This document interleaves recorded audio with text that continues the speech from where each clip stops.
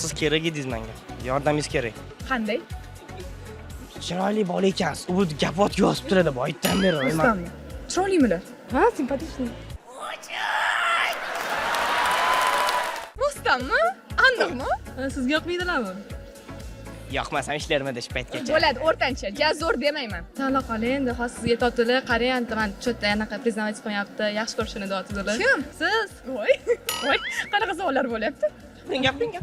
Advokatim Dardlari ko'payib ketibdi ishlardi. Qanaqa dardlari bor ekan? Sizga aytdilarmi? Ha, siz to'g'risida gaplashyotgandik, kelib qoldik. Shami bilan gaplariga.